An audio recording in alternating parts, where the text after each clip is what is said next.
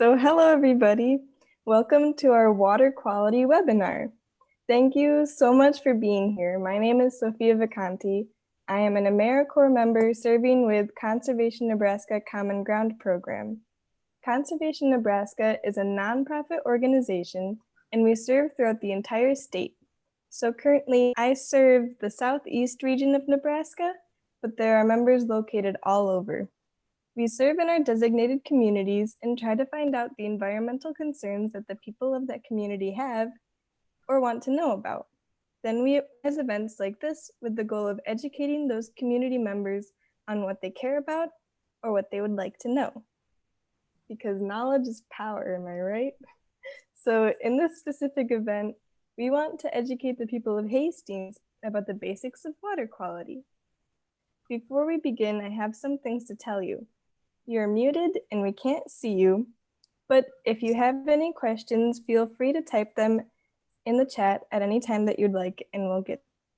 Also, there will be a very short survey that will pop up at the end of this webinar. Make sure you complete it as it will help us to continue to serve Hastings and the surrounding communities. And finally, we have a special giveaway item that you have a chance of winning just by signing up to see this webinar.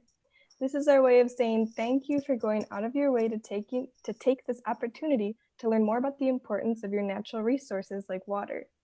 We'll do more about this at the end of the webinar, but now let's learn about water quality. So we brought this local speaker to you tonight. His name is Marty Stange. Marty Stange is the Environmental Director for the City of Hastings and Hastings Utilities. He's been working for Hastings Utilities for 31 years and is responsible for the implementation and compliance of environmental regulations for water, sewer, gas, electric utility systems, and various other city functions. He received his Bachelor of Science degree in Civil Engineering from UNL in 1981. He obtained his professional engineer's license from the state of Nebraska in 1986. In addition, Mr. Stange holds multiple licenses and certifications in water, wastewater, and materials handling. Without further ado, Marty Stange. Thank you. All right.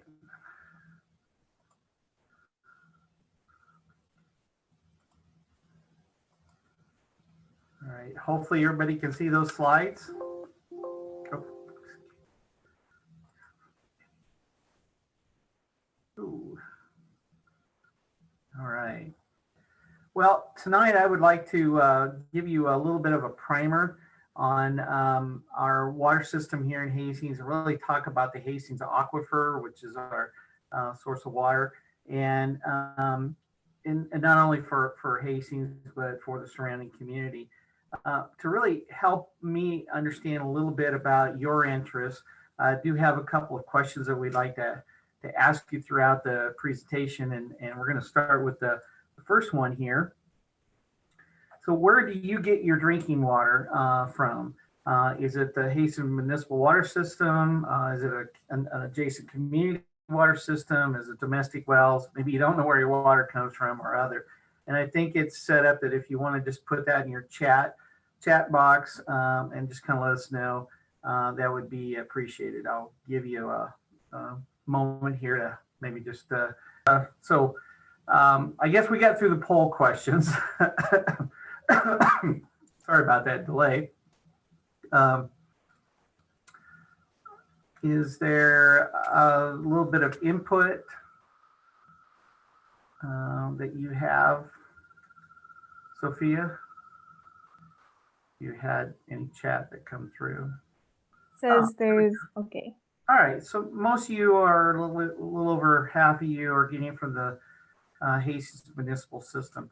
So, you know, what really impacts the Hastings Municipal System also is applicable to the wells and the communities that are around Hastings as well. So what we're going to talk about here, you know, may focus on Hastings a little bit, but it'll also impact, you know, your drinking water supply as well.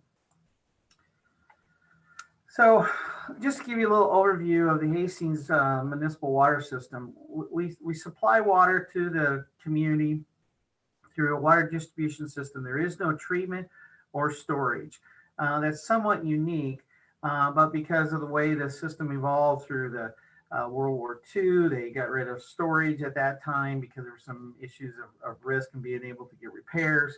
There was an abundant supply of water. The system just grew with pumping out the groundwater and supplying it to the community. We also supply water to the village of Trumbull, to Clay County SID #1. It's a sanitary improvement district that's just east of Hastings here. There's an area of the Hastings East Industrial Park and the Central Community College there again on the east side of Hastings. There are a number of community water supply systems around the city of Hastings. They include Juniata, Glenville, Inland, the Adams Central Schools, and several rural subdivisions. So next poll question, where do you think the water comes from that supplies the aquifer?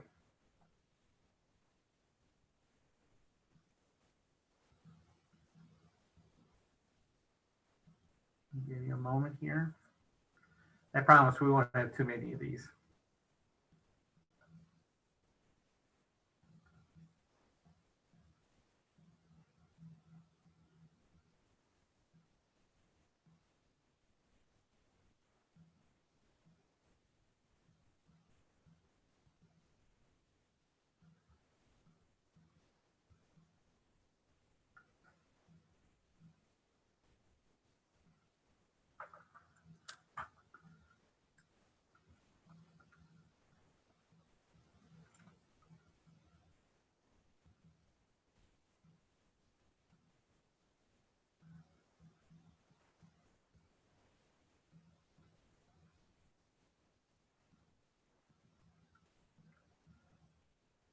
Sophia, did you have the results or? So we have about 60% saying underground and 30% saying it comes from rainfall. All right. Okay. That's helpful. There are a lot of people who just believe that there's just a supply of water that's down there, but that supply of water has to be recharged or replaced. And it's replaced by rainfall, irrigation return, and the Platte River. And I'm going to talk a little bit more about those here in a moment. But before we got to that understanding, we wanted to make sure that we understood, how the aquifer behaved, where our water was coming from, and so forth. And so we conducted a wellhead protection, or prepared a wellhead protection plan, and we also developed a water system master plan, because we knew that we were going to need to provide some infrastructure, some surety that water supply would be there for a number of years. And in 1997, we also did a groundwater modeling study, because we knew that we were very much dependent upon the aquifer and wanted to make sure we understand where that water was coming from, how it was coming into the wells, and so forth. So we obviously understood that we needed a wellhead protection plan. We knew that there were some changes in water quality that was out there. And sometimes you'll see these signs around the city of Hastings here, and that just identifies that the area that these signs enclose is part of our wellhead protection plan, and that's where we get our water. So what's all in a wellhead protection plan? There is a component that looks at the contingency plan to make sure that we can get a deal with short-term and long-term water supply needs. That may be anything from loss of electrical power to what happens if we have drought and we have declining groundwater supplies. Contamination is certainly part of that as well. Another major component of that wellhead protection plan is proper siting of the wells. We wanted to make sure that anytime we build new wells, are we putting them in areas in which we can get the best use out of those wells and they stay active as long as possible and not become contaminated. And what I like to say sometimes is that these wellhead protection plans should be 90% public education and 10% all the other things in there, because without public education and really getting participation from the public, these things cannot really be implemented. And we really needed planning. We needed to be able to hear from other folks as well. And as part of that effort, we did this modeling. And what we did was we went out out way past the city of Hastings. We went out to the areas to the northwest, to the north, to a little bit to the east, to the south. We wanted to understand what was happening around the city of Hastings. We also developed a technical team, and I'm very proud of this piece of it because we included folks from Adams County, the city of Hastings, Hastings Utilities, the Little Blue NRD, the Upper Big Blue NRD, actually the boundary between those two NRDs actually goes right through Hastings. And this technical team was very, very helpful. I mean, they provide a lot of information, a lot of their understanding of the problems that are out there. Anything from, how the farmers use the water to zoning practices and so forth. So, and we've called upon this team several times, to help us get through this. I think this is one of the powers of using the local community and using the experts that we had here has really made whatever we've done successful here. So this groundwater modeling that we talk about, back in 1997, obviously computers weren't as powerful as they are today. We did have an opportunity to update that in 2009. We used some data that came from this co-heist information. Basically what it was a study that was done along the Platte River, and it was looking at the flows in the Platte River. It was looking at the groundwater flow adjacent to the Platte River. You can see the area that's kind of bounded in that's kind of shaded in yellow. All of that was included, and here sits Adams County, and our wells were right in the middle of it. So we were able to pick that up. But more importantly, by 2009, computers got a lot better, so we had a lot more information that we could use, and we could do a lot better job of trying to do the modeling. The good news was that even in 1997 versus 2009, the data looked really close, and so we had we felt a very good model in place. I throw this slide up just simply to show you that the direction of groundwater flow in Hastings areas is flowing along the Platte River here. It flows away from the Platte River towards Hastings. That's what this arrow represents. These are irrigation wells that are out there. So it's flowing towards this area. And the city of Hastings is about right in this area here. So one of the things that we wanted to understand with this modeling and understand and to implement with our wellhead protection planning and contingency plans was we had to understand how fast does the water move.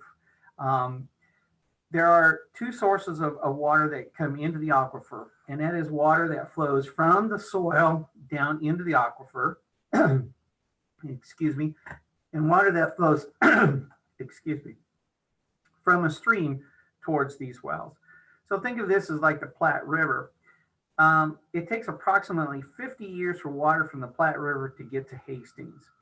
That means, you can think of it this way, that you're drinking today water that was in the Platte River in 1971.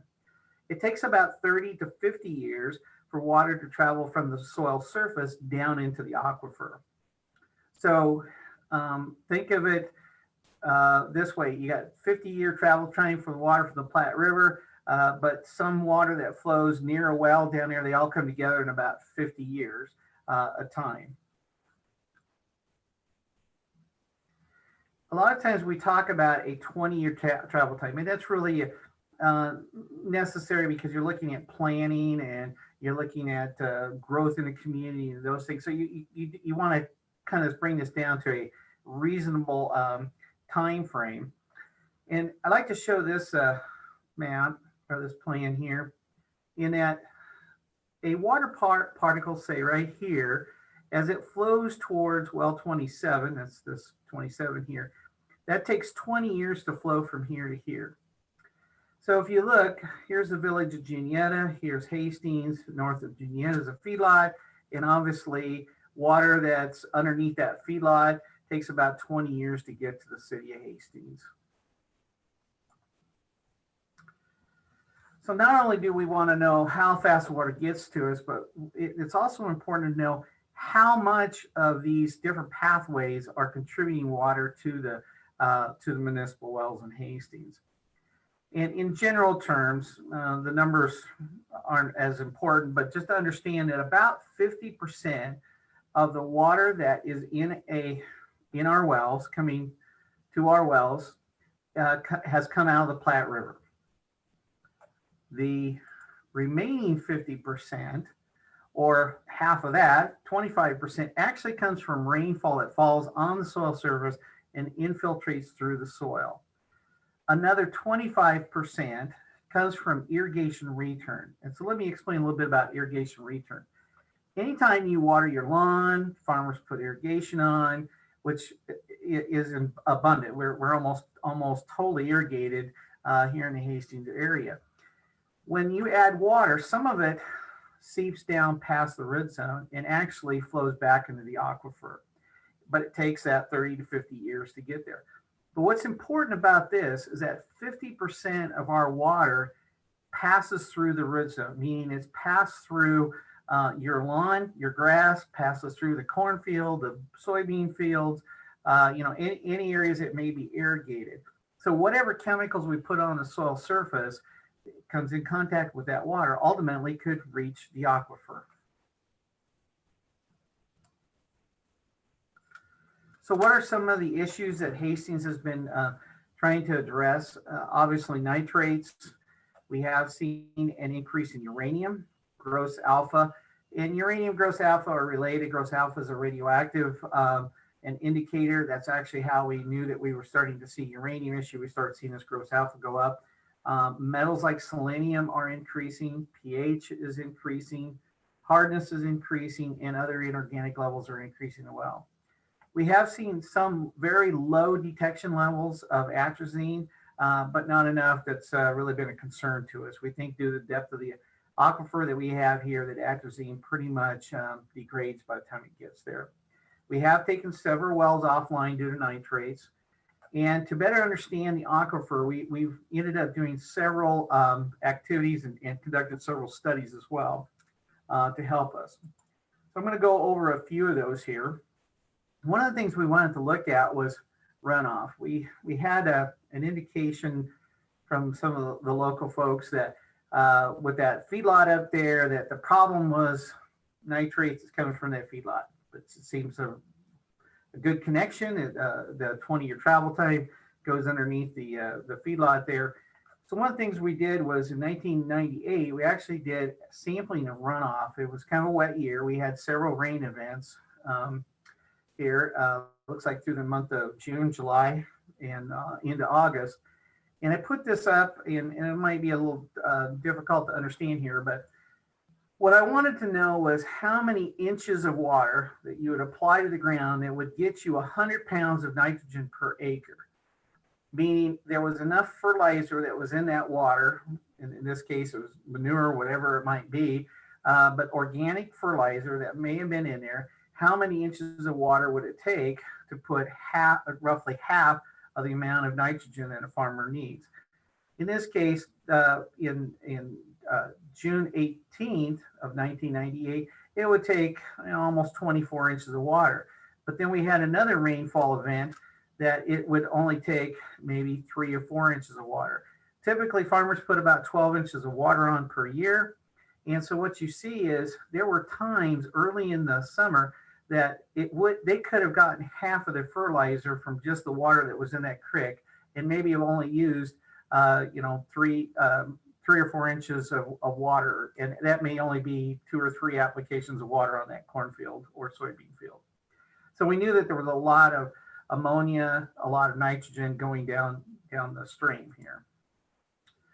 So we decided to work with the University of Nebraska. They have a way to test the nitrates, the ammonia, any of these nitrogen fertilizers that are in the soil, or nitrogen compounds in the water, to know whether it comes from animal waste or comes from commercial fertilizers. And as you can see here, almost all of these were animal waste, which really wasn't much of a surprise to us. There was one that was in here, may not be, and looked like it might be ammonia from some other source. But we pretty much confirmed, yeah, it looks like maybe that feedlot was causing an issue. But then we went a little bit further, and we actually started measuring some of the irrigation wells that are out there. And what we found was that the water that was in the aquifer did not show that it was coming from animal waste. It was actually coming from commercial fertilizers.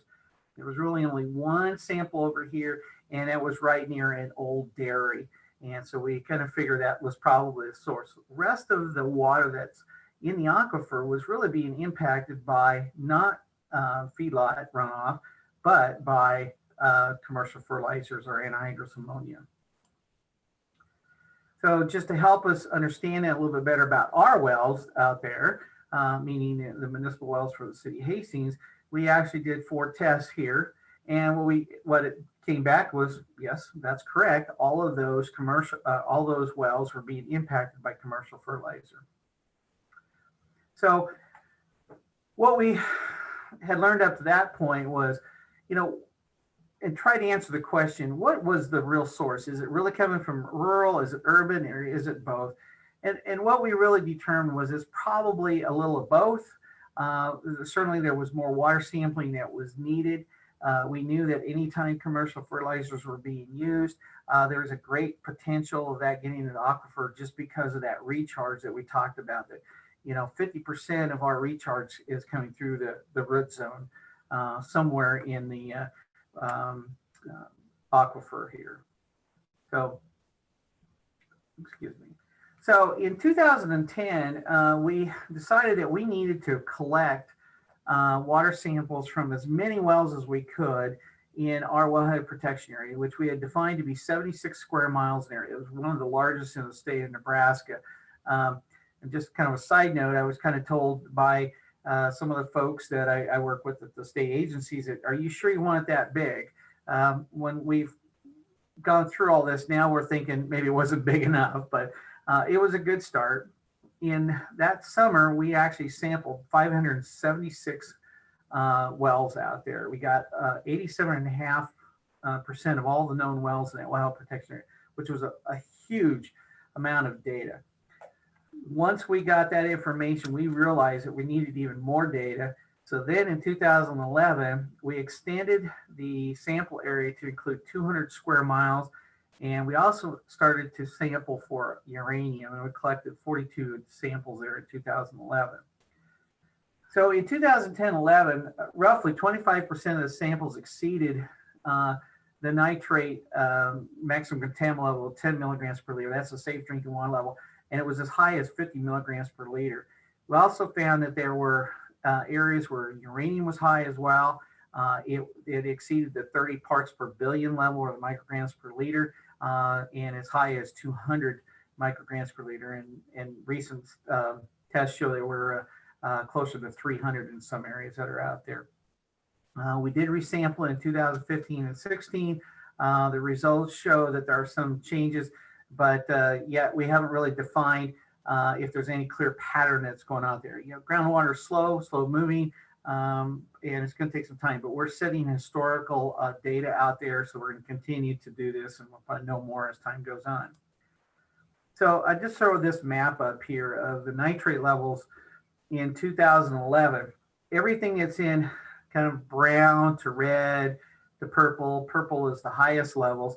You can see that there's kind of fingers that are coming from the Platte River towards the city of Hastings. City of Hastings sits about right here.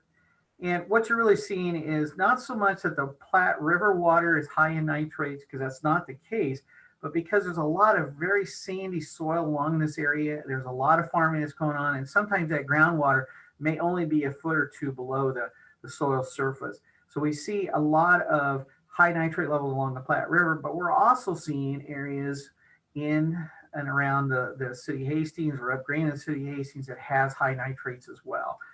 Particularly, there's some areas right here just northern part of our wellhead protection area. The yellow line is the actual wellhead protection area that we had. The 76 square miles, the 200 square miles was the sampling we did, and you can see we even went outside that area to better define what we were doing. In 2015, it's a little more blown in. You can see that there are still those larger areas that were there, and we could tell that as we pump our groundwater, we would be pulling those nitrates into the city of Hastings.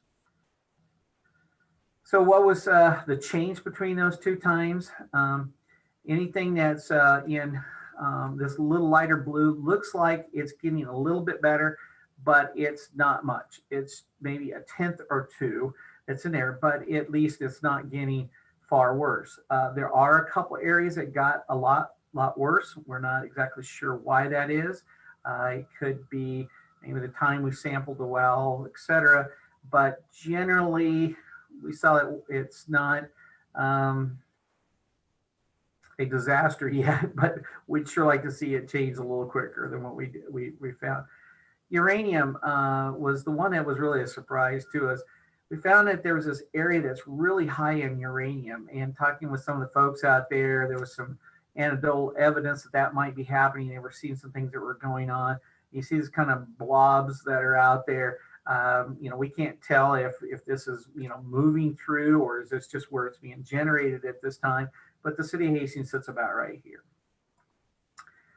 In 2015, we did another mapping of it, and we still show those generally there. There may be some slight movement in those, but over that 5-year time frame, 4 to 5 year time frame, we haven't seen a lot of movement. But we did see this. This is where that high level's at, and we actually saw that what appears to be maybe some movement, at least some of that may have moved that far. And that might be pretty close to the same travel time that we would see with our modeling that we have done. So obviously these things don't stay in one place, they move. And as we pump our wells, we need to be aware of what's taking place. Again, here's the city of Hastings. So we also wanted to understand what is actually in the soil that's below the root zone, but yet above the aquifer. How much nitrates and uranium, what are the things that will be coming to us as water infiltrates through that vadozone? That vadozone is the area that's below the root zone, but above the aquifer. And what we found in 2010 by sampling 20 sites throughout the well protection area, it included dry land crop, irrigated, center pivots, parks, residential homes, old, near old feedlots, those kinds of things. So we took a random sampling of that just to see what was going on. What we found was there's close to 500 to 200 or 2,000 pounds of nitrogen per acre is below the root zone. And remember I said the farmer needs about 200, maybe 250 pounds of fertilizer that's out there. So in some of these areas, there's 2 years worth of fertilizer that has escaped, and almost up to 10 years worth of fertilizer that may have escaped over time, and it's in that soil profile. And we tested that, in what we're finding is that nitrogen that's down there is actually from commercial fertilizers, primarily anhydrous ammonia. So we realized that we needed a nitrate management plan, and this goes back to that technical team. We brought the NRDs back in. We wanted to visit with those folks because they're the ones that actually can manage, what's going on out there. That's one of their primary responsibilities. And we knew that we needed to not only try to do a better job of managing the amount of nitrates that are being put out there, or the fertilizer being put out there, but we also understood that you need to manage the water conservation. If you can reduce the amount of water that's leaching down through that root zone, you're going to reduce the amount of fertilizer that's going into the aquifer. So we already know we have a legacy issue in that the nitrates that are in that vadozone, they're there. We can't get those back out. The only way they move is down into the aquifer. So if we can slow that down, then we can manage that better. And so I've always said that best management practice for nitrate management has to be controlling nitrates as well as water conservation. Those are really two sides of the same coin. So what we did was we put together a nitrate management plan that was adopted in 2012, and it covers 106 square miles, so slightly larger than the 76 square miles. The NRD wanted to include some areas that outside that kind of squared up some of their areas. It required training. Education is powerful. We wanted to do more soil sampling and reporting. They wanted to put some limits and timing on the fertilizer applications that are out there. Basically want to try to reduce fall farming, because the longer that nitrates are in the soil, the fertilizers in the soil, the greater chance that it can leach in. So like this big snowstorm we've had, that water is going to seep in the ground, it's going to warm up, and it's going to carry some of that ammonia down. We also wanted to promote water conservation. And part of that was really getting meters on all the irrigation wells so the farmers could really know exactly how much water that they were putting on it. And that was done. So you can see here's our wellhead protection area was in yellow. The red area is what the NRDs came up with. And it includes both the upper big blue and the little blue NRD. And I'd like to also point out that since we've done this, they've actually extended that to, I think, their entire NRDs. There's other areas that needed nitrate management and water conservation control. So this was kind of a beginning of that, but this is the area that we had for the city of Hastings. So we're glad that we could kind of help them move that into some areas of their NRD. But we didn't want to leave out the urban folks because they have a part in it as well. If you think about the farmer who's farming 20 miles from Hastings, it takes a little longer to get here, but right here in Hastings where we have the municipal wells, you're right next to that well. So you could be contributing to some of the nitrates in there, even though you've just got a lawn and it's not actually a cornfield out there, but you get all these lawns in there, they could contribute to that. So we require training. We did recognize we can't train everybody in Hastings, but we wanted to make sure we get the lawn care companies, and they have been great to work with. They're really a shining star because they really took it upon themselves to make sure they police themselves, to do what's right and try not to over-fertilize it. It doesn't do them any good to over-fertilize because it just costs them money. They're actually a great benefit to our water system here. We did limit some of the training to residential owners that had more than 2 acres because we realized that, small plots in town, it's a little hard to get all those folks there. But we also provide some promotional things. So we ask the utility board to finance soil sampling, which they did. We wanted to promote to promote some education in rate and timing of those fertilizer applications. And we also provide some incentives on water conservation. So things like rain sensors on your lawn sprinkler system, so they would shut off in case it's raining, so you're not applying irrigation water and rain at the same time, those kind of things. So we wanted to work with both the urban and ag side of things. So our plan was every 5 years was to do a Veda zone study. We wanted to go back out there and see what's really changed with the farming practice. And in 5 years may not be a lot of time, but we feel like every 5 years we need to do this just to get a sense of what's taking place so that we can make some adjustments in our program if we need to. Unfortunately, the 2015 Veda zone study wasn't as good as we would have hoped. Unfortunately, the irrigated or the agricultural fields that are out there, we actually saw a 30% increase in the top 60 foot of the Veda zone of nitrates that's in the that's being found in there. So there's more nitrates, more fertilizer going into the Veda zone, and certainly our efforts to try to get that controlled obviously wasn't working. We obviously included urban areas, and this is where it does look good. We actually saw a decrease in urban nitrate levels below that. We had five sites here, so it was a little bit limited. We do know that there was one site that had a very significant decrease that might have skewed that just a little bit, but overall they all went down. So the urban areas were doing very well. So, and the urban leaching did decrease by 43%, and again, the agricultural increased by 30%. So I wish it could be 43% decrease for everybody, but unfortunately, we still have a lot of work to do in the agricultural side of things. So what are the future groundwater quality trends? Unfortunately, overall, our wellhead protection area, we've seen a 68% increase between 1990 and 2015. There was some data that we were able to go look back at, and that is alarming. That's out there. Now, Some of it is obviously the legacy that's out there.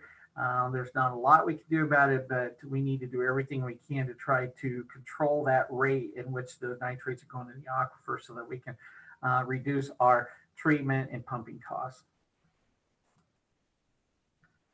All right, I think it's maybe time for another question.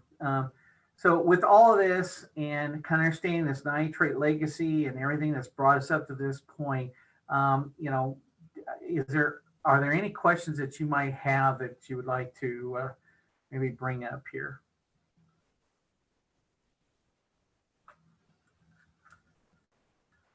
And Sophia, I don't know that I can see the chat box, but I have a question, if that's okay. yes.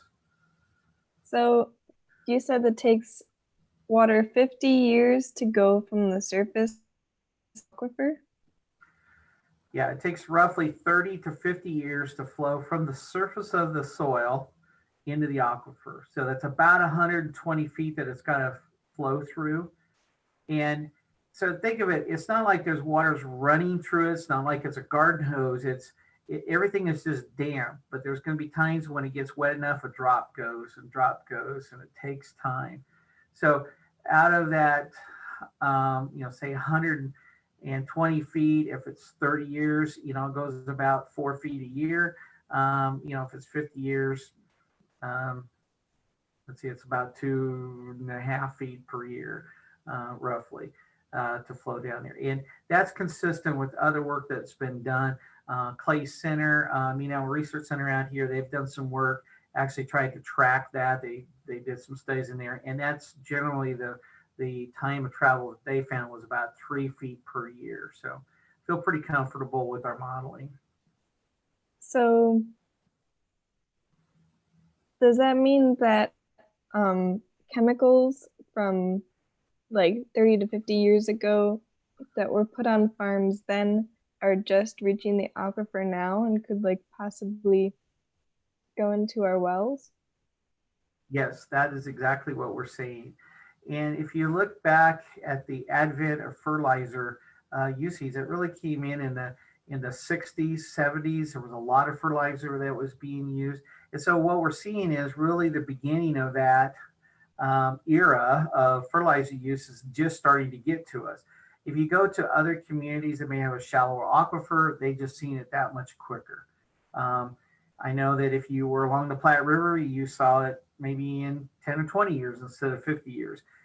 So the geology has an impact there. But for the city of Hastings here, yeah, if you think about 50 years ago, that was the 1970s out there. So farmers that were putting fertilizer on then, that's the fertilizer we're getting into our drinking water today. Okay, thank you.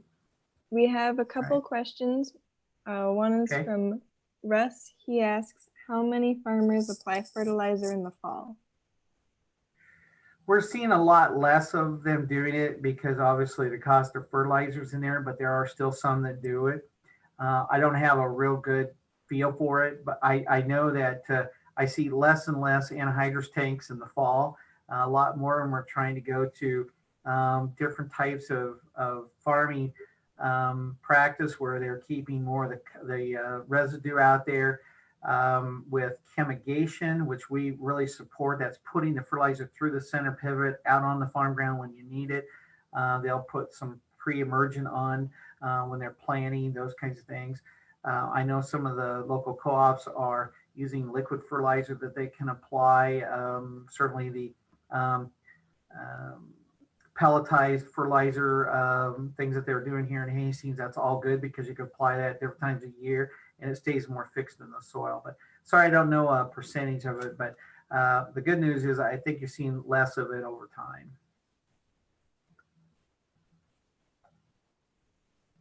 Okay, let's try Julie. A lot of your data is old. Does it take 5 years to analyze your findings? Also, what sort of state legislation is available regarding conservation rather than lawn care? Rather than lawn care companies just doing the right thing?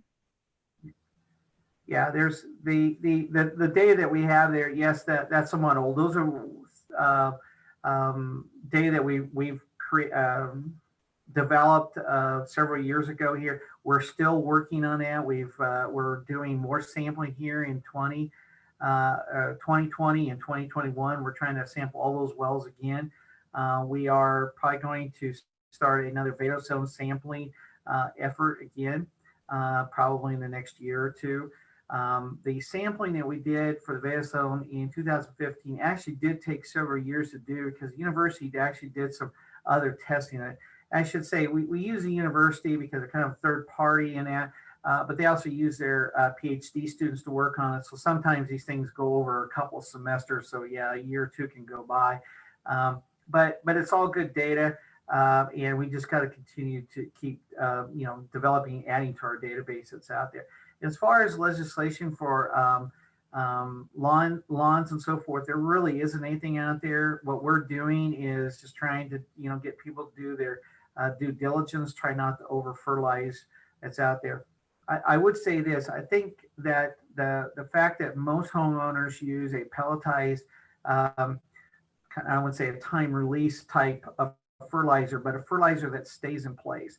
One of the things that we looked at was we were sampling water that was running out of a cornfield versus an irrigated lawn. And what we noticed was that the irrigated farm will have a lot of silt and soil in it. That's where the nitrates and the nitrogen compounds are attached to. They're attached to that soil that's there. And so they actually would flow out of the field. In the urban lawn, we didn't see much of that because those pellets are actually caught up in the grass. So if you do it right, keep it on your lawn, don't let it get out in the street, don't let it get out in the storm sewer, it really does stay in place. It's the folks that are overwatering their lawns and they keep putting on more fertilizer, and those are the ones we're trying to get to. But I do not know of any legislation that's requiring them to do some other than they pay higher water bills. Okay. And I think we figured out Martin's question. It's while the water is traveling underground, does the nitrogen cycle occur? Yeah, that's a very good question. Here in the Hastings area, our water is considered anoxic, meaning that or oxic, meaning that it has oxygen in it. And what happens in the nitrogen cycle, if it goes to nitrates, it should then move towards nitrogen gas and basically just bubble out. But it doesn't. It gets caught at the nitrate level. If you go in areas where they have higher amounts of iron, which is really north of Hastings here, what you're going to find is that water is anoxic, meaning that there's less oxygen in there, and the soil bacteria that's there will actually convert that nitrate to nitrogen gas. So wherever you see high iron, you usually see very low levels of nitrates. So it just happens to be where Hastings is at. We have a water that it kind of stops right there at the nitrate component of the nitrogen cycle that's out there. Okay. So shall I go on, Sophia? We have one question. Okay. Jesse says, you mentioned working with lawn care companies. Have you been able to get the attention of any ag fertilizer companies or any specific programs they're doing worth a mention? Yeah, we've had conversations with them. We've had conversations with the agronomists who recommend fertilizer applications. Those are a lot of ongoing issues that we've, discussions that we've had with them, and we're really trying to work through the NRDs on that. But it's complicated. I mean, the farmer's out there, he's trying to make money. Certainly in the ag side of it, the economy may not be good. And so they don't want to be short of fertilizer. And at the same time, we want to show them that if they can keep from losing that fertilizer, that's money that they've lost as well. Same thing with overpumping of the water. So it takes time. And some of it is just trying to develop different habits. We understand there may be some people that don't have time on their hands to change their operation. If there was a bad year, how long does it take for them to recover from that? Those kinds of things. So we're continuing to work on that, and that will probably go on for some time here, but hopefully we'll make some progress. Okay, and just two more questions. Dave asks, Is the 5-year time period between testing periods too long? No, not really. We believe that that's good enough. Now, on the vadosome sampling, it takes quite a bit of money. For those 20 samples out there that we got, it was close to $300,000 worth of testing. So once every 5 years is we think reasonable amount. As far as the irrigation wells, the municipal wells that are out there, what we try to do is we do them, all of them every 5 years, but in the in-between years, we try to catch them all once. So in a 2-year time frame, that well really should get sampled twice. The way that's working, but we'll do every 5 years a really complete one, try to get as many of those in that 1 year. So we got kind of a good data point that's out there. So. Okay, I'm gonna say one last question, and I think we'll save some for later because we have to move on, okay? Okay. So Bill says, what are you doing about farming? What am I doing about farming? We will continue to work with the university. We're continuing to work with the NRDs. We hold, these kinds of information, opportunities out there. I've been asked by the NRDs to participate in training. When they do their fertilizer training, they have to be certified. We're trying to get the message out, but it's a large problem. There's no doubt about it. I don't have any magic bullets, no. Okay, thank you. Okay.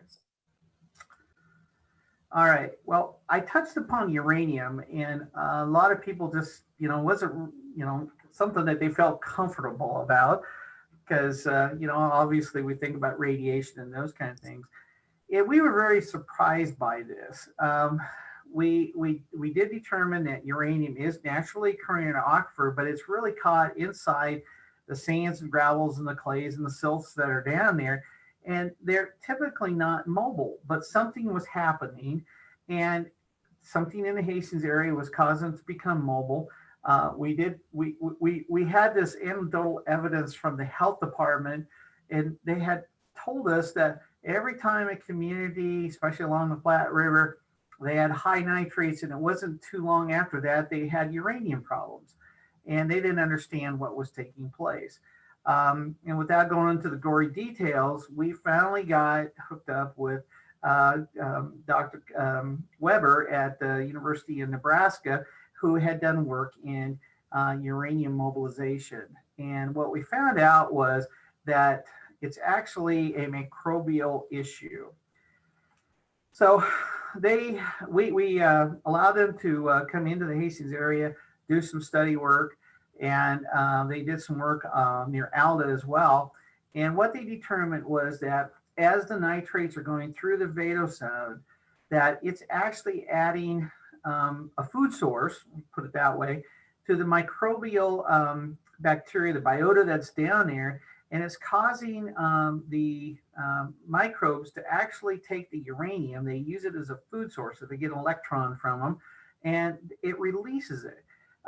And so we were basically, the fertilizer that's going through that vadosome is contributing to the release of uranium.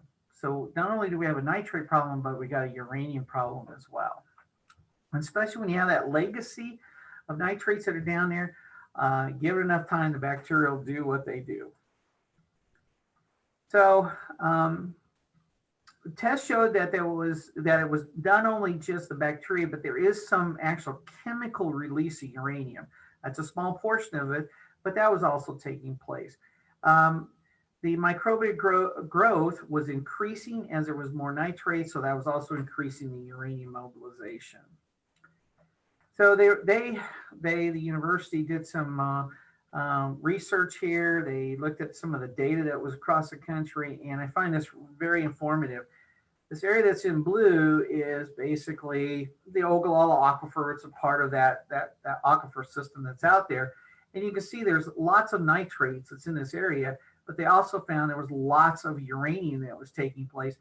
In fact, what you'll see right here is you can actually see the outline of the Platte River.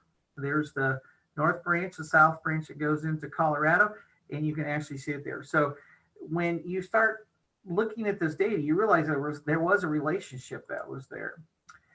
This is just a picture of the university out on a site.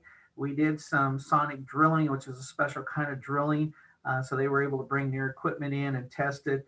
And they found the bacteria. They did all these things. It was pretty interesting a time here. But all of that work comes down to this little drawing I really like to show. Everything that's in red here is the high nitrates. Everything that's in green are in areas that have high iron. And what we find is there's not a lot of nitrates in there, as I just said here moments ago. But right between these two areas is where there's lots of uranium. And what we found was that's what the bacteria needed. They needed some of that iron, they needed alkalinity for one thing, and they needed nitrates.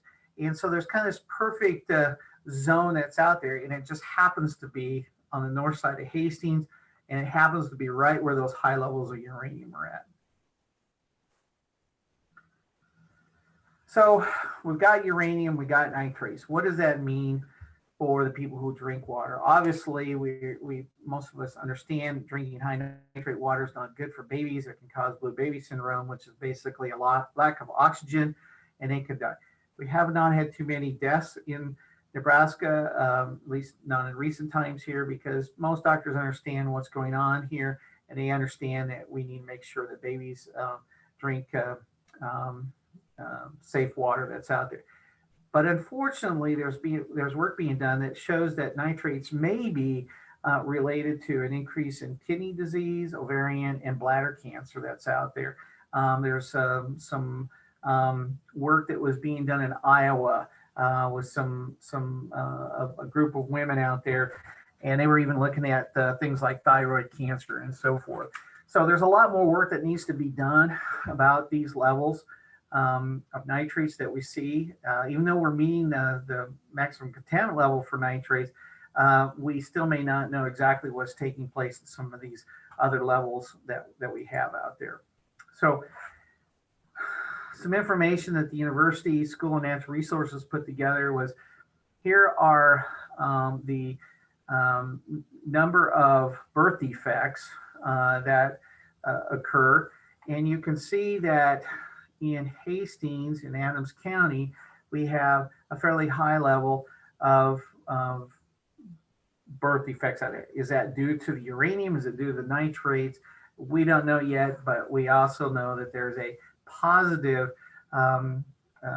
test for nitrates and nitro-soluble or soluble agriculture chemicals that are in there. So there's more work that's being done, and I'm thankful for all the stuff that they're putting together. This is actually from the University of Minnesota, but it says, new health risk studies are showing evidence that nitrates may be contributing to an increase in cancer and birth defects. So not only is it the University of Nebraska that's doing it, but some other universities are seeing the same kinds of things in the waters that they're studying. So one of the questions I always ask is, well, if we're seeing an increase in nitrates, how do we know it's the nitrates that's causing the problem? Maybe it's just the fact that there's higher amounts of uranium that's out there. And I'm sure somebody will be working on those things, but I wanted to bring a little bit about what does it mean if you're drinking water that's got uranium in it. Uranium mimics calcium in the body. So think about wherever calcium may occur, like your bones and those areas in there. That's where you're going to see this uranium could actually be kept in your body. So it'll occur in your liver, kidneys, bones, and that's where you'll see those cancers. What does it mean to these farmers that are pumping those high levels of uranium in crop production? Again, I said uranium will mimic calcium. What happens is the uranium will actually clog up the pores or the ability for the plant to take up water. So what happens in that case is that the farmer will see that his crop is needing water. It's not getting enough water in there. Even though the soil may be wet, it just can't take it up because of the high amounts of uranium. So what they will do is they'll add even more water to it. So in some of those areas that have high uranium, what we suspect was happening was they were over irrigating, trying to compensate for that problem, driving down more water into the aquifer, but yet at the same time, they're putting more uranium out there in their field. So it was kind of a negative feedback that was occurring. And there needs to be a lot more work done in this area as well. So we have all these things. What can we do about it? So some of the questions kind of alluded to that. We realize that we cannot fix the long-term problem. That legacy issue is going to take time to develop. We didn't have that kind of time. I remember when we were doing some of this work in 2010, we knew that by 2016, we didn't have enough water to meet our maximum day demand. We needed to start doing something. So one of the things that we came up with was a aquifer storage and restoration project. I'm not going to go into a lot of detail on it, but what we're trying to do is take out some of the nitrates and the uranium. They're putting water back in the aquifer to dilute it down and to really provide a protection to the city's wells. And that's at an estimated cost of about $46 million. So we have completed phase 3 of it, and I have to say pleasantly that it is working well. We feel very comfortable with it. Again, it takes a long time for water to move, but from what we can see that the water is going where we thought it should go. We are starting to see some impact, some positive impact of some of our wells. The nitrate levels are going down. Some from, say 8 to 9 parts per million down to 5, 4. So we've seen a fairly good impact of the wells that are near the ASR. It'll take a while before they get across the community, up to 20, 30 years before that happens. But protection of the water system isn't just putting in an ASR project or something like that. We've got to be vigilant on everything that's out there. Plus, at the same time, we need to get that legacy issue taken care of, because all that does is just extend the cost of us having to treat that water. We're paying for that cleanup, and there's no reason to just let it continue to happen. We need to put monies and efforts into making sure that we can slow that up, and if at all possible, stop it. So one of the things that that you may be interested in, and please, consider this. The Hastings ASR project is somewhat complex, and we're more than happy to visit with that as well. But we'd also be interested in knowing if you want more information about the best management practices that we've done. Kind of skipped over those a little bit, because there's a lot of details that goes into those. So we have a set of questions here for you. Would you like to hear more information about the Hastings ASR project or Aquifer Storage and Restoration project? Best management practice. One of the issues that's dear to my heart is who pays for the groundwater cleanup. Those are some things that we need to have some discussions on it. Hastings decision maker community panels. I mean, are you interested in helping with some of those things that we need out there? So if you have some interest, please feel free to choose here.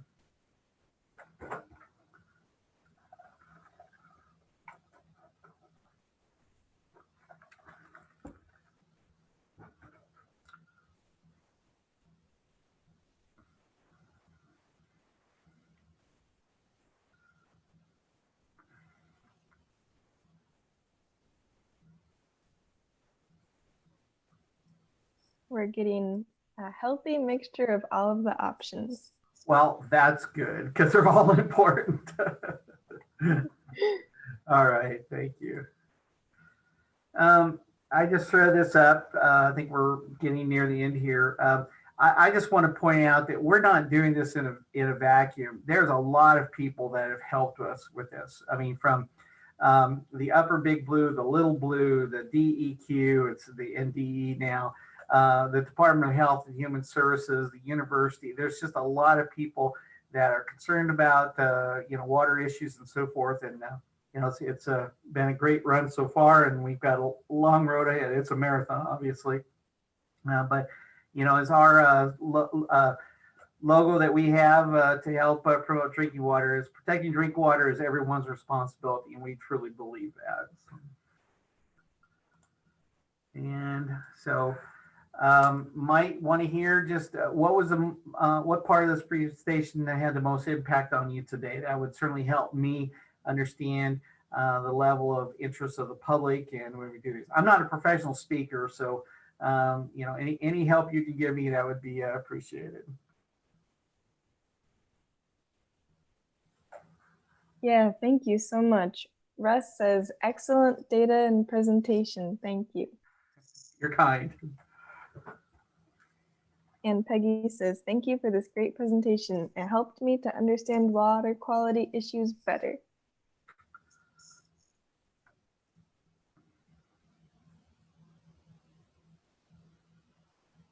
Rita has a few comments.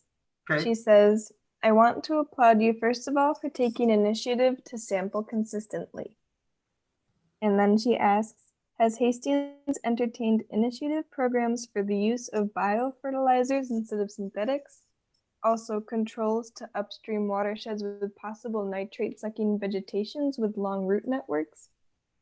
Another possibility is ion-negative techniques on organic resin to see possible diminishing nitrate levels. This will probably take a multiple approach to a solution.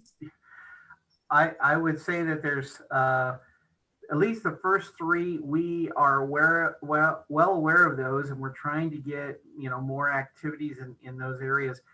The last one is maybe a little bit new to me. So I don't know that I can really speak upon that, but I will say this, that, you know, we're trying to find, you know, folks that can, and I won't say necessarily do demonstration projects, but just encourage them if they have an interest, you know, try something different. I mean, if we just keep doing the same thing over and over, we're going to get the same results. We're going to get more nitrates and more uranium in aquifer. And what we're finding is there's lots of people that want to try that, try new things like cover crops, you know, find timing of irrigation, those kind of things. And what we need to do is we need to find monies for those, because sometimes, you know, there's a little startup capital costs that they need. What I have found in talking with them, there's a lot of people that want to do what's right. There's just other things like financial time, those kind of things that they need to, you know, to get over. But I really believe that if we can get to some of the younger generation out there where they have a little more time to try some of these things, I think it will get better. I'm hopeful. I mean, I am very hopeful. I think the young out there will do it, but it's just going to take time. And when it comes to the nitrate legacy, it took a long time to get here. Unfortunately, it's going to take a long time to get rid of it. Okay, thank you. And just so you know, this is being recorded and it will be posted on YouTube shortly after. So a few of you had questions about that.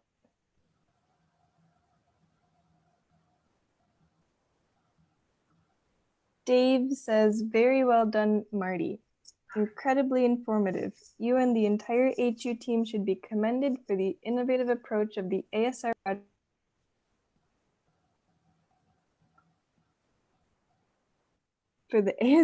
project and your continued efforts to ensure safe drinking water in our community. Thank you. I appreciate that. And Russ says the mention of uranium perks up people's ears. I might just share that one of the NRD persons that I was working with, he says, it sounded like uranium might be a 4-letter word to some of us. It certainly does bring the attention, but it's been very interesting to now understand that there is a connection between, you know, what we're doing with nitrates and how that uranium is impacting not just Hastings, but other communities that are out there. So. Julie was wondering the difference between nitrates and nitrites.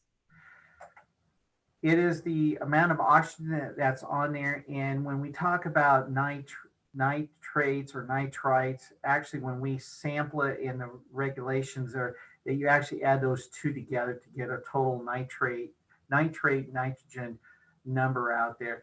Nitrites will be a very small portion, usually about 10%. But yeah, that's a very good question.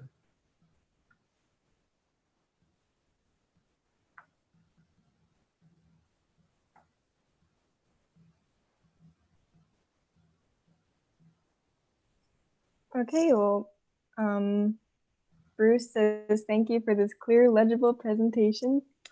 I enjoyed it as well. If there are any more questions, I'll wait 1 more minute and then we'll continue to wrap things up. All right. Thank you all so much for coming tonight. I hope you learned a lot. I know I did. Thank you so much, Marty, for giving us this wonderful presentation. We will be continuing to do more events in Hastings every month, so make sure to keep an eye out on Facebook for the next one. Thank you so much for your time tonight. I hope everyone has a great night.